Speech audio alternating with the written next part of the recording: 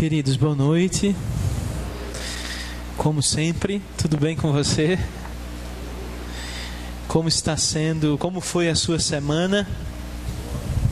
Foi boa? E que bom que você está aqui conosco nessa noite. Primeiro domingo do mês de junho, né? Se consagre muito no mês de junho, tá bom?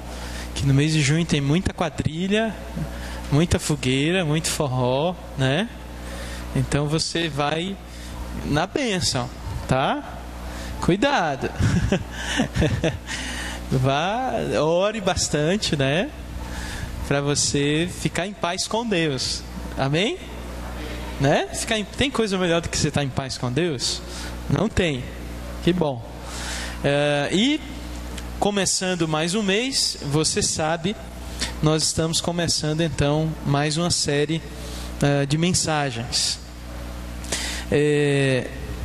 Eu não sei, talvez em algum momento surja no seu coração a pergunta: por que a gente está fazendo isso? Assim, por que a gente está pregando em série?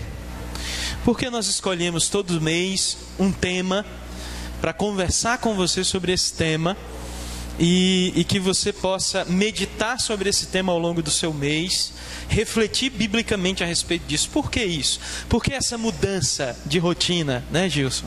Ou de hábito, no que se refere a esse momento tão importante no culto que é a pregação da mensagem? Eu não sei se já aconteceu com você, mas já aconteceu comigo. Quando eu era membro de igreja apenas, eu convidar pessoas, amigos, e naquele dia o pastor falar sobre dízimo e oferta. E aí o meu amigo, que não era crente, ia para a igreja e ouvia uma mensagem excelente sobre dízimo e oferta, coisa que não faz nenhum sentido para quem não é crente, não é verdade? Não sei se já aconteceu com você, se convidar alguém para cá e dizer assim: vai lá na igreja, vai, visita nosso culto, e o pastor, Neto, eu preguei sobre uma coisa totalmente contrária à sua expectativa ou à expectativa de quem viesse aqui para ouvir uma mensagem. Pode ter acontecido com você, pode ter acontecido comigo também. O fato é que hoje você sabe o que na sua igreja vai estar sendo pregado todos os meses e todos os domingos. Então, quando você convidar alguém para vir na igreja, não vai haver surpresas, amém? Né? A pessoa vai chegar aqui, ela vai ver um cenário diferente, que vai comunicar a ela uma mensagem, e ela vai ouvir uma mensagem dentro daquele tema, dentro daquele assunto. Então, de repente, nós estamos planejando pregar sobre sofrimento, explicando ou dando respostas bíblicas a respeito do sofrimento. E aí você tem um amigo que tem perguntas sobre isso. Por exemplo, se Deus existe, por que sofremos? Se Deus é bom, por que existe tanta desgraça, tanta miséria e tanto sofrimento no mundo? Você já ouviu perguntas assim? Talvez essas sejam perguntas que você tenha também. Então, se Deus quiser, a gente vai pregar ainda esse ano uma série sobre sofrimento. E aí você vai poder convidar um amigo seu e vai dizer: olha, a gente vai tentar, vai buscar na Bíblia responder as perguntas sobre o sofrimento. Entende? Porque todos os meses a gente quer trazer um tema, todos os meses a gente quer trazer uma nova série para abençoar a sua vida e a vida dos seus amigos. Tá bom? Amém? Então vamos juntos nessa nova dinâmica, né, de ser igreja. Minha voz não está muito legal. Graças a Deus, assim, Deus tem nos dado a graça de gravar as nossas mensagens. Lá no site da igreja já estão as 2 séries que nós pregamos nos últimos 2 meses. E é interessante que eu ouço, né, lógico, as séries, as gravações, e aí eu fico me criticando o tempo todo. E ouvindo as mensagens, eu percebi que minha voz é horrível. Eu não sei como é que vocês aguentam minha voz. E eu gripado, duplica a coisa horrível que é a minha voz. Eu fico imaginando se eu tivesse a voz de Fábio. Fábio ali, nosso técnico de som, né, Fábio? Diz assim, Fábio, boa noite, vai, diz aí. Olha, já pensou aqui? Boa noite. Não tem nem como imitar, né? Se Fábio fosse um pregador, eu ia me mudar de igreja, porque eu não ia competir com uma voz dessa de jeito nenhum, né? Mas assim, eu estou um pouco gripado, resfriado. Os irmãos entendam assim essa dificuldade que eu vou ter talvez em conversar com vocês nessa noite. Mas está aí. O tema é simplifique, ou keep calm and simplifique, tá? E a gente vai conversar sobre isso nessa noite. Você está comigo? Então fique comigo. O nosso objetivo com essa série é refletir sobre a arte de simplificar a vida. Porque simplificar a nossa vida é uma arte que eu e você precisamos aprender. A gente precisa investir tempo em simplificar a nossa vida. Eu não tenho dúvida que, assim como eu, você já se sentiu em algum momento cheio de complicações. Seja em relacionamentos complicados, seja em um trabalho complicado, seja em um projeto que tinha tudo para dar certo e de repente virou uma grande complicação. A complicação, ela tende a se instalar no nosso dia a dia por vários motivos. E a gente precisa identificar esses motivos para que, com a graça de Deus, a gente combata aquilo que afeta a nossa vida de forma tão negativa, que é a complicação. Então, eu quero falar para você por que nós escolhemos esse tema, Keep Calm and Simplifique. Se você é anti-americano, não se preocupe, não foi os Estados Unidos que criou esse jargão, tá bom? Essa campanha publicitária, na verdade, ela foi criada na Inglaterra, durante a Segunda Guerra Mundial. Então, a Inglaterra estava ameaçada. Era possível que os nazistas invadissem a Inglaterra. Então pessoas ligadas ao governo inglês criaram essa campanha, que originalmente era Keep Calm and Carry On. Tem alguém que fala inglês aí? Mari, eu estou passando vergonha ou está correta a pronúncia? Né? Mais ou menos, né, Gilson? Keep calm and carry on. Que uma tradução livre talvez seja: tenha calma e continue, siga em frente. Então foi criada essa campanha na Inglaterra há muitos anos, e na década de 40 do século passado, com o objetivo de tranquilizar a população a respeito da possível invasão nazista. O que é interessante, gente, é que essa campanha nunca foi lançada. Naquele momento histórico, essa frase de motivação para a população inglesa nunca foi lançada. Somente 50 anos depois é que alguém encontrou um cartaz que tinha essa frase, Keep calm and carry on. E colocou essa frase em um estabelecimento comercial. Colocou o cartaz em um estabelecimento comercial. E a partir dali, quando as pessoas viram aquele cartaz, aquela frase, alguém bateu uma foto, colocou em uma rede social, e essa frase, essa campanha se tornou popular no mundo inteiro, 50 anos depois que ela foi criada originalmente. E aí, no mundo inteiro, a gente vê várias adaptações do uso dessa frase, como sendo uma frase motivacional para que as pessoas mantenham a calma e sigam em frente. Tem muita coisa, certamente você já recebeu no seu Facebook ou no seu WhatsApp, frases ou jogo de palavras com essa expressão, keep calm. E o nosso objetivo então é usar esse ponto relevante da nossa cultura com relação à necessidade que as pessoas estão tendo hoje de exatamente manter a calma. Porque o que me impressionou nessa frase é que 50 anos depois dela ter sido criada, ela continua relevante. 50 anos depois de alguém pensar em passar uma mensagem de tranquilidade, de perseverança para as pessoas, ela continua relevante hoje. E certamente essa relevância é fruto de uma grande ansiedade que ainda hoje, como pessoas, nós estamos vivendo. Certamente essa relevância não é por acaso. Essa relevância é fruto de uma sociedade que tem vivido pressionada. Uma sociedade que tem vivido muitas vezes cansada de tantas complicações em tantas áreas da vida.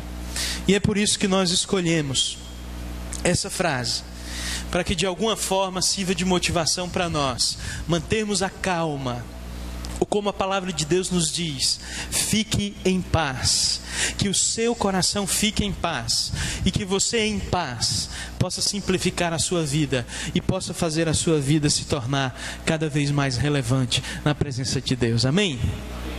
Deixa eu mostrar para você alguns versículos bíblicos que falam sobre simplicidade. Esse versículo de Eclesiastes é sem dúvida aquele que motivou, biblicamente falando, a criação dessa série Simplifique. Vamos ler juntos aí? Tudo o que aprendi se resume nisso: Deus, mas nós.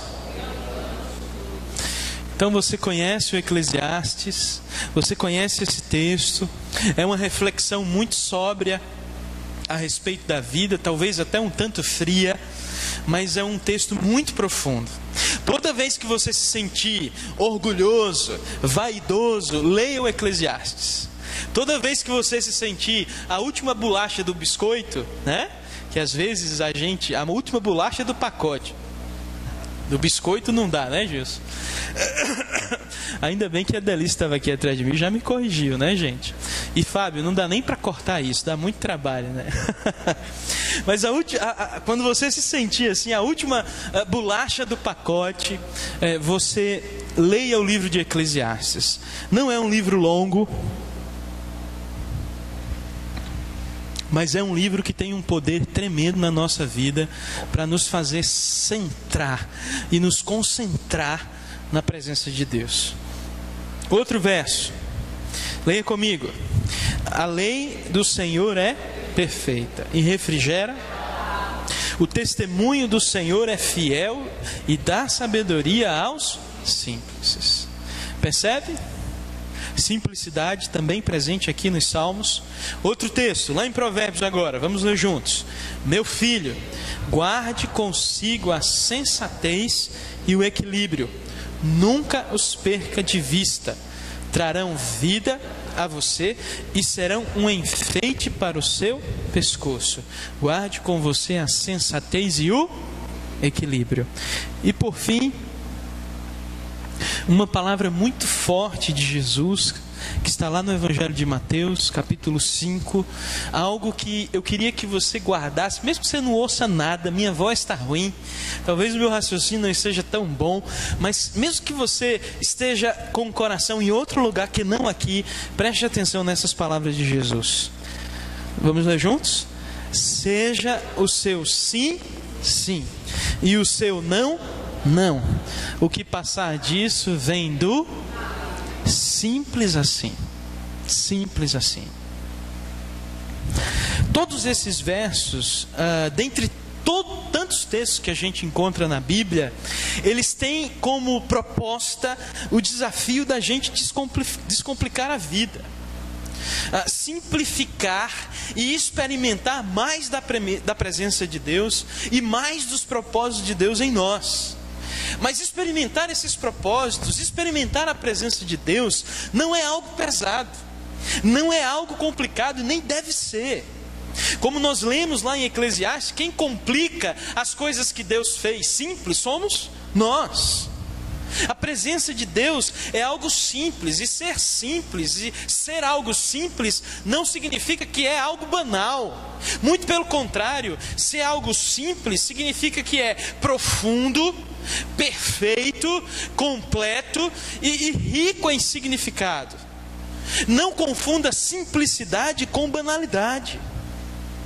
Não confunda a simplicidade com algo que a gente faz de qualquer jeito. Não é assim.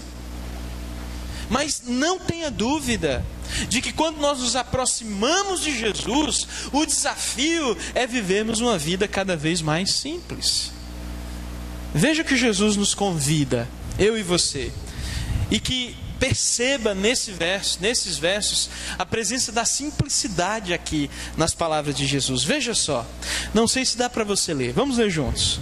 Venham a mim todos os que estão cansados e sobrecarregados, e eu lhes darei descanso. Tomem sobre vocês o meu jugo e aprendam de mim, porque eu sou manso e humilde de coração. E vocês encontrarão descanso para as suas almas, porque o meu jugo é e o meu fardo é leve. Louvado seja o Senhor pela sua palavra. Queridos, a primeira coisa que eu e você devemos fazer para descomplicar a nossa vida é aceitar esse convite de Jesus. Amém? Primeira coisa que eu e você devemos fazer para que a nossa vida seja cada vez mais leves é irmos até Jesus, porque quando a gente vai até Jesus, a gente aprende a se livrar dos entulhos do nosso coração que só complicam a nossa vida. Você sabe o que é entulho? Entulho é um monte de coisa junta que é o que? Desnecessário. É ou não é? Eu e Keila tomamos uma decisão esses dias. Eu ia falar sobre simplicidade e a gente conversou em casa e eu disse assim: filha, a gente tem coisa demais em casa. E a gente ela olhou assim em volta e disse: realmente a gente tem coisa demais. É coisa demais, bobagem, tá, gente? Não é coisa demais porque a gente é rico, não, tá? A gente tem muita coisa entulhada. A gente tem presente do nosso casamento ainda, que nem da caixa saiu. Eu acho que Pedro ganhou algumas coisas aí já, não foi, Pedro? Desses presentes de casamento. A gente está casado, vai fazer 6 anos, agora em 2017. E a gente tomou uma decisão: vamos simplificar a nossa casa. Vamos deixar a nossa casa mais simples, sem entulho, sem coisa acumulada. E a gente começou a mexer em alguns cômodos. E a gente descobriu, por exemplo, que a gente tinha 7 canecas de cerâmica que faziam 5 anos que a gente sequer tirava elas do lugar. Você imagina que desperdício de espaço, que desperdício de acomodação. E as coisas que a gente usava, as coisas que eram relevantes para nós no nosso dia a dia, não tinham espaço, porque as coisas que eram inúteis estavam ocupando o lugar das coisas que eram úteis.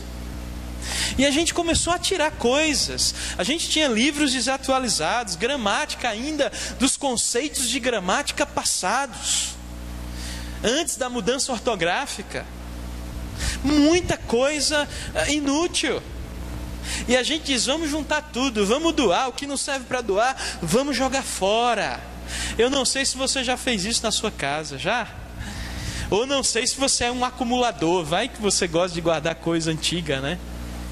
Coisa velha, né? Você tem lá um espaço na sua casa que você não leva visita nenhuma, porque lá tem um monte de treco que você não usa, mas que você não quer se livrar. Meus irmãos, se livra disso. Simplifica a tua vida, se livra dos entulhos. Doa para alguém que está precisando. Joga fora se não serve mais para ninguém, mas simplifique a sua vida.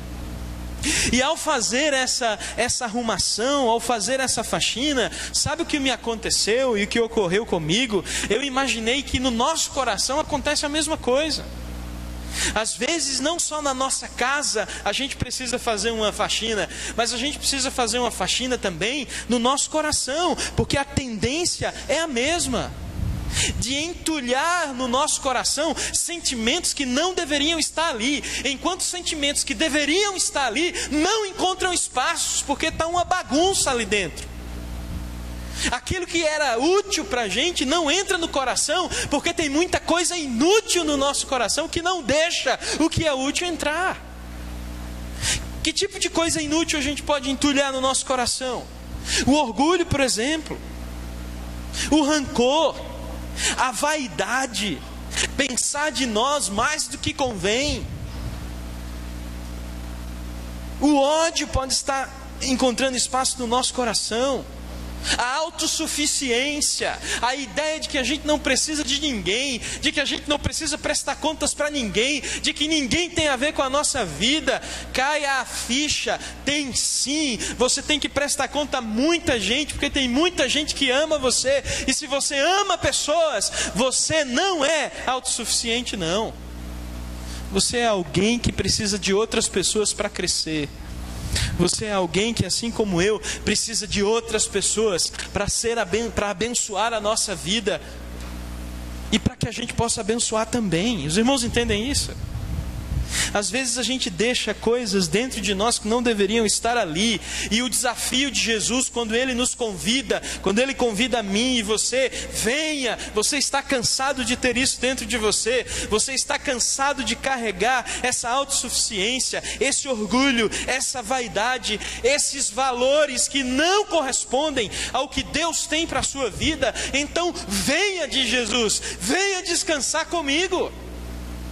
Venha para perto, venha aprender, irmãos, aprender com Jesus, porque Jesus é manso, humilde, simples. A sua palavra é sim, sim e não, não, assim como tem que ser a nossa também. Jesus nos convida, vem simplificar a vida. Se livre do entulho no seu coração, amém? Você está comigo ainda? Amém. Se livre do entulho do seu coração. Vá até Jesus. Coloque tudo isso diante dele. É simples. Basta você entrar no seu quarto quando você chegar em casa, se colocar de joelhos e pedir: Senhor, me livra dessa bagunça que se tornou o meu coração. Coloca diante dele o orgulho, coloca diante dele a vaidade, coloca diante dele o medo, coloca diante dele o pecado que por acaso você esteja praticando e você sabe que isso não agrada a Deus, e você diz para ele: Senhor, eu tenho que colocar isso diante de ti. Coloca. Mas ao fazer isso também ouça aquilo que o Senhor tem para dizer para você. A palavra de Deus nos diz que a fé vem pelo e ouvir o quê? A palavra de Deus. C.S. Lewis tem uma frase muito interessante. Ele disse assim, que as nossas orações, elas falham às vezes porque nós insistimos em falar com Deus, quando na verdade é Ele que quer falar conosco. Então, você quer descomplicar a sua vida, vá até Jesus, derrame o seu entulho ali na presença dEle. Ele vai cuidar de você, mas ouça o que Ele tem para te falar. Nós cantamos aqui nessa noite, nós vamos cantar novamente: Santo Espírito, és bem-vindo aqui. Você percebeu a seriedade que isso tem? Declarar uma coisa dessa, desejar que o Espírito Santo inunde você, transborde você. Você já pensou a coisa séria que é isso? É tão simples às vezes a gente cantar isso. Tem que ser simples, mas tem que sair do coração. Desejar que o Espírito Santo de Deus inunde a nossa vida, para que a gente sinta o que é ser livre de fato, para que a gente sinta o que é viver uma vida leve de fato. 3 atitudes que atrapalham, tá? 3 atitudes que atrapalham e que ajuntam entulho no nosso coração, complicam a nossa vida. Deixa eu compartilhar com você. Primeira atitude, os jovens. Cadê os jovens? Estão comigo? Joel, os jovens já tiveram uma prévia dessas 3 atitudes. Eles vão rever, né? E vocês vão ver a primeira vez. Mas 3 atitudes que juntam entulho no nosso coração. O primeiro, lê aí: o hábito de dar desculpas. Essa atitude, ela gera entulho no nosso coração. É quando a gente vive dando desculpa por não estarmos fazendo aquilo que devia ser feito. Isso já aconteceu com você? Quando a gente falha diante dos nossos compromissos, compromissos que nós assumimos, que nós garantimos que iríamos fazer, o que é que a gente faz? A gente arruma uma desculpa. E quando a gente vive dando desculpa, a gente junta entulho no coração. Por quê? Porque a gente fica sempre com aquele peso na consciência, porque nós sabemos que nós poderíamos ter feito diferente. Quando a gente vive dando desculpa, por mais que a gente tente se convencer de que aquela desculpa é legítima, a gente vai gerando um peso no nosso coração, porque a gente sabe que se a gente se esforçasse um pouco mais, nós iríamos cumprir com aquele nosso compromisso.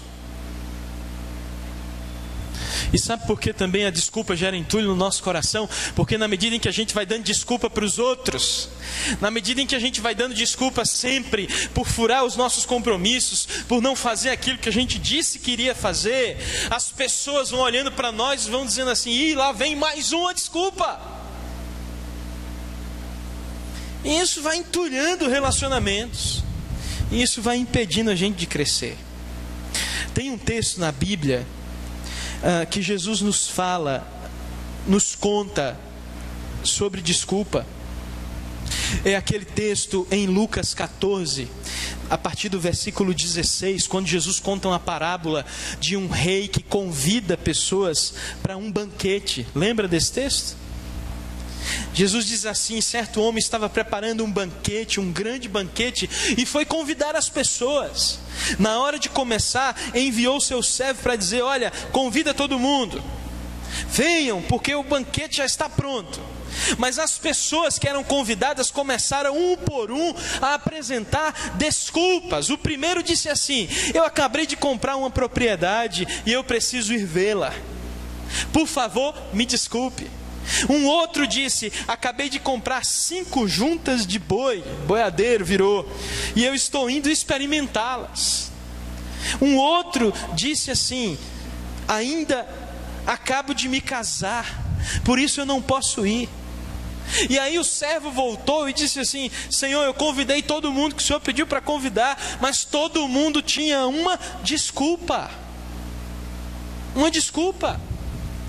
Irmãos, às vezes Deus nos convida para viver na presença dEle e para realizar junto com Ele coisas que vão afetar positivamente a vida das pessoas à nossa volta, para realizar junto com Ele a obra dEle. E certamente aquilo que Deus quer fazer em nós e através de nós é maravilhoso. Há um banquete espiritual na presença de Deus, e esse banquete espiritual é essa presença do Espírito Santo que nós cantamos aqui. E nós deixamos de viver na presença de Deus, deixamos de experimentar o que Deus está fazendo, deixamos de ver a poderosa mão de Deus agindo por conta de nossas desculpas. Deus está querendo abençoar sua família, sua casa, seu bairro, sua cidade, seu estado, esse país. E tudo que a gente faz é arrumar desculpa para não se envolver com aquilo que Deus quer fazer. E muitas vezes o que Deus quer fazer na nossa vida é uma festa. Porque andar na companhia de Deus é festa, sim. Ou não é festa você saber que nenhum problema pode destruir a sua vida? Ou não é festa você saber que é mais do que vencedor em nome de Jesus Cristo? Ou não é festa você saber que o Espírito Santo de Deus habita em você, constrange o seu coração, intercede por você, ora por você? Isso é bom. E a gente deixa de perceber e de experimentar tudo isso, queridos, muitas vezes por conta das nossas desculpas. Segunda coisa, segunda atitude que faz entulho no nosso coração: o hábito de arrumar o quê? Culpados. Você está comigo? Amém. Fique comigo. 10 minutos. Quando nós vivemos arrumando culpados pelos nossos fracassos, tem alguma coisa errada na nossa forma de ver a vida. Eu não sei se você já notou, a vida é difícil. Já notou isso? Ou não? A vida é difícil. Jesus diz para nós isso. Jesus não nos enganou. Ele diz: no mundo tereis. É difícil, mas tenham bom ânimo. Eu venci. Vocês vão vencer. Irmãos, não adianta a gente ficar arrumando culpados por aquilo que nos impede de crescer. Não adianta a gente ficar arrumando culpados e fugir da responsabilidade de que somos nós, junto com Deus, que precisamos agir na transformação da nossa vida. Tem uma coisa ligada ao hábito de arrumar culpados, que é se colocar como vítima da situação o tempo inteiro. Se você é assim, pare com isso em nome de Jesus. Porque sempre ser vítima da situação significa que tudo que dá errado com você é culpa dos outros. E como você não tem poder de mudar ninguém, o que acontece? Vai dar tudo sempre errado com você. Porque a tua mentalidade não te deixa amadurecer e não te deixa seguir em frente. Então não se coloque como vítima da situação e nem adquira esse hábito de apontar para os outros como os responsáveis pelos fracassos da sua vida. Tem um texto na Bíblia que fala sobre isso, aonde tudo começou. A gente pegou essa mania de apontar culpados e fugir da responsabilidade com os nossos pais, os nossos primeiros pais, Adão e Eva. Lá em Gênesis 3, quando eles desobedeceram a Deus, quando eles cederam à tentação, Deus desceu ao jardim para conversar com eles e perguntou: onde vocês estão? E Adão respondeu uma coisa interessante. Adão diz assim: ouvi os teus passos no jardim e fiquei com medo, peso, complicação. Como medo? Se antes a presença de Deus era usufruída, era almejada, era esperada, era desejada. A Bíblia diz que Deus descia todo fim de tarde para tomar um chá, um H2O ali com Adão, com Eva, comer uma coxinha, e eles batiam um papo legal. Eu acho que era pizza também que tinha de vez em quando, macarrão de abobrinha. Sopa não. Sopa não. Sopa não tinha não. Você já comeu macarrão de abobrinha? Conversa com Roberta. Roberta faz um macarrão de abobrinha. Você acredita, Carminha? Ela transforma... É abobrinha, né? Ela transforma a abobrinha em macarrão. Não é bruxaria, não. É coisa boa. Pergunta a ela. Pergunta a ela como é. E que fica uma coisa deliciosa. Eu acho que aquele macarrão, Roberta, com todo aquele tempero, verdurinha, eu acho que de vez em quando o Senhor fazia para Adão comer e Eva junto com ele. Mas veja que mudança. Adão diz assim: Senhor, eu ouvi os teus passos e no lugar de ter alegria, eu tive medo. A complicação da desobediência, fugir da presença de Deus, gerou medo. E Adão continua: eu estava nu, e aí eu me escondi. Aí Deus perguntou: quem disse que você estava nu? Você comeu do fruto da árvore que eu disse para você não comer? Foi o que Adão disse. Foi ela, a mulher. Deixa eu apontar para mim, a mulher mais perto de mim. Olha quem foi. Foi a mulher. Aí Deus olhou para a mulher e disse assim: como foi isso? Foi o que a mulher disse. Foi a serpente. Serpente. Irmão, sabe o que é que Adão e Eva estavam dizendo para Deus? Você sabe, eu já disse aqui, né? Sabe o que é que Adão e Eva estão dizendo para Deus? Senhor, a culpa de ter acontecido essa tragédia é sua. A culpa é sua. Adão disse: a culpa é sua. Quem foi que fez a mulher? Eu não fui. Aí Eva disse: a culpa é da serpente. Quem foi que deixou uma serpente entrar aqui? Eu não fui. O hábito de arrumar culpados faz com que a gente fuja das nossas responsabilidades. Você sabe as consequências que Adão e Eva enfrentaram, não sabe? E sabe por que você sabe? Porque até hoje, eu e você vivemos essas consequências. Terceira atitude: o hábito da negação. Outra coisa que complica a nossa vida é negar a realidade. Negar que a gente poderia estar em uma situação melhor com Deus. Se a gente se comprometesse um pouco mais, a gente poderia estar num relacionamento mais profundo com Deus. Negar que a gente às vezes gasta mais do que ganha. E gastar mais do que ganha é negar como a gente deve viver. Às vezes a gente nega que está acima do peso. Eu parei com isso. O negócio está difícil, tem que melhorar, né? Mas às vezes a gente vive em negação e fica dizendo, não estou acima do peso não. Isso não tem a ver com estética, isso tem a ver com saúde. Então a negação arruma entulho no nosso coração. Porque a gente passa a não enxergar a realidade e o pior, a não agir para que a realidade mude. Tem uma pessoa e tem uma negação clássica na Bíblia. Você se lembra de Pedro, né? Pedro negou Jesus 3 vezes. Quando as pessoas chegaram para ele e disseram assim, você conhece esse homem? Sim, você andou com ele. E Pedro olhou para as pessoas e disse, eu nunca vi esse homem na minha vida. Eu não conheço, eu não sei quem ele é, nem sei o que ele pretende. Eu não tenho negócio com ele, eu nunca andei com esse homem. Você está mentindo.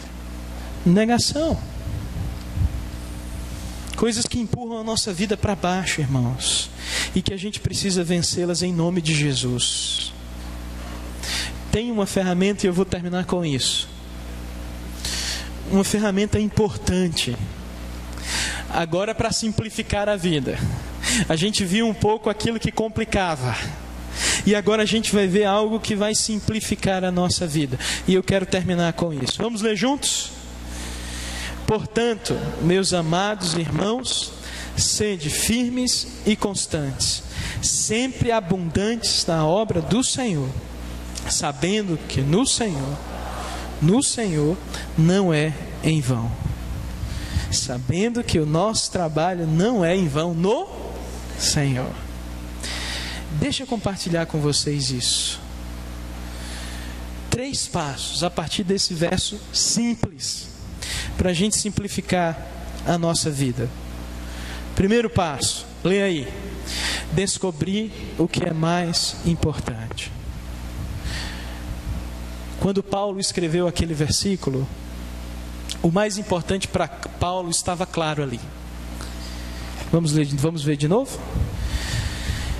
Portanto, meus amados irmãos, sede firmes e constantes, sempre abundantes na obra do Senhor, sabendo que o vosso trabalho não é vão no Senhor. O apóstolo Paulo tinha consciência que o mais importante não tinha a ver com seus projetos, mas tinha a ver com a vontade de Deus. O mais importante para o apóstolo Paulo é a vontade de Deus. E eu e você precisamos descobrir o que é o mais importante na nossa vida. Qual é a coisa mais importante na nossa vida? Eu e você precisamos descobrir isso não como um conceito, porque não podemos nos acostumar a conhecer a Deus como um conceito. Não podemos nos acostumar a ter um relacionamento com Deus baseado em conceito e não em intimidade. Se o mais importante na minha vida e na sua vida é Deus e é a vontade de Deus, a nossa agenda, o nosso caráter, os nossos hábitos, as nossas escolhas precisam apontar para aquilo que é mais importante.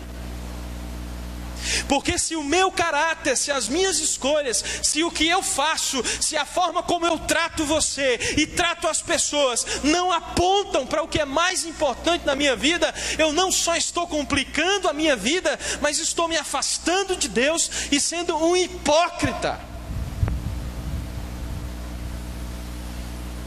Então, eu e você precisamos destacar aquilo que é mais importante na sua vida. Você já parou para pensar nisso? O que é mais importante na sua vida? Segunda coisa, segundo passo, tem a ver com assumir um compromisso. Porque na medida em que eu descubro o que é mais importante para mim, eu me comprometo com isso, é ou não é? se você sabe qual é o caminho que você tem que seguir, qual é o próximo passo? Seguir esse caminho. Porque saber qual é o caminho não leva você a lugar nenhum, se você não dá um passo de cada vez nesse caminho. E para isso, com Deus, com a vida, nós precisamos ter compromisso, queridos. Por isso que o apóstolo Paulo diz: seja firme e constante. Não é com pressa que a gente faz isso, mas com firmeza e constância. Eu sei que a sua agenda, como a minha, é abarrotada de coisas. Eu sei que às vezes você não tem tempo. Eu sei que às vezes você está cansado. Mas você precisa decidir ser firme e constante. Não significa ter pressa. Não significa fazer tudo de uma vez. Não significa protelar as coisas. Mas significa ter firmeza. Se você quer honrar a Deus, faça isso todos os dias, um pouco que seja. Se você quer intimidade com Deus, ore todos os dias, mesmo que seja 5 minutos, depois 10, 15, 20, 30, 1 hora. Se você quer intimidade com Deus, leia a Bíblia, faça isso. Se você não tem esse hábito, leia um capítulo, um versículo, decore um versículo que você goste, mas seja firme e constante em nome de Jesus. Assuma um compromisso. Se você não pode estar aqui na igreja todos os dias, faça valer o dia que você pode estar. Se você não pode estar aqui todas as horas, faça valer a hora que você está. Se você não tem tempo de ouvir pastores, mensagens de homens que têm compromisso com Deus, ouça essa mensagenzinha boba aqui de 40 minutos apenas e tente, pela graça de Deus, aproveitar alguma coisa na sua vida, porque eu tenho certeza que Deus quer falar com você. E se você deixar, Ele vai usar uma pessoa como eu, como Gilson, como Eli, como Gel, para ser uma bênção na sua vida. Entende isso?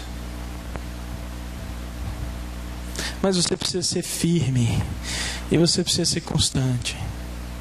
Se você sabe o que é o mais importante na sua vida, se comprometa com isso em nome de Jesus. Amém? Terceiro, tenha certeza. O terceiro passo, tenha certeza do resultado. O apóstolo Paulo diz que no Senhor o nosso trabalho não é em vão. Querido, deixa eu dizer uma coisa para você. Tudo que eu e você fazemos para Deus não é em vão. E por que isso é importante? Porque na medida em que eu tomo consciência disso, eu não desanimo. Na medida em que eu sei que tudo que eu faço pensando naquilo que Deus tem para a minha vida, naquilo que Deus quer para mim, não é em vão, porque tem um resultado. Talvez só Deus conheça qual é esse resultado, mas tem um resultado. E aí eu não desanimo. Eu não vou desanimar, porque eu sei que no fundo do meu coração o que eu tenho feito é para honrar a Deus. E se o que você tem feito é para honrar a Deus, mesmo que ninguém note, que ninguém aplaude e que ninguém reconheça, você vai ficar satisfeito, porque você não precisa da aprovação das pessoas. Você precisa ser fiel a Deus. E se você ama a Deus, é isso que vai satisfazer o seu coração. Então tenha certeza de que o que você faz para Deus não é em vão. Fale de Jesus para as pessoas, e mesmo que elas riem de você, tenha certeza de que isso não é em vão. Convide pessoas para vir à igreja, e mesmo que eles zombem de você, tenha certeza de que isso não é em vão. Ore, venha à igreja, se comprometa, e tenha certeza que isso não vai ser em vão. Porque, irmão, se tem uma coisa que é contagiosa, é o desânimo. Você concorda? Se tem uma coisa que é maligna, é o desânimo. Porque o desânimo, ele consegue atrair pessoas com muito mais facilidade do que a alegria. Você sabia disso? Quer ver um exemplo simples? Tem 60 pessoas aqui. Se uma olhar feio para você, você vai sair daqui e vai dizer: eu não vou mais naquela igreja porque aquela pessoa olhou feio para mim. Ou você vai dizer: o culto foi horrível, eu me senti mal. Por quê? Porque uma pessoa daquelas 60 olhou feio para mim. Desânimo é uma praga contagiosa. Quando as pessoas chegam para mim e dizem assim: pastor, eu estou desanimado. Sabe o que eu tenho dito, irmãos? Sabe, Jó? Eu digo assim: olha para Jesus, cara. Olha para Jesus, meu irmão, vai para lá. Porque se Jesus não animar você, eu ou qualquer pessoa vai perder tempo. Eu tenho ouvido muito isso ultimamente, sabe, Jó? E sabe que eu tenho orado, Senhor, encontra esse pessoal aí. Para que a gente, encontrando e voltando para Jesus, a gente saiba que o que a gente faz para Ele não é em vão. Nunca será. Perguntas para você refletir e praticar. Você tem notado excesso de complicações em sua vida, decorrente de viver sempre dando desculpas, arrumando culpados, ou negando que você precisa agir para mudar a realidade?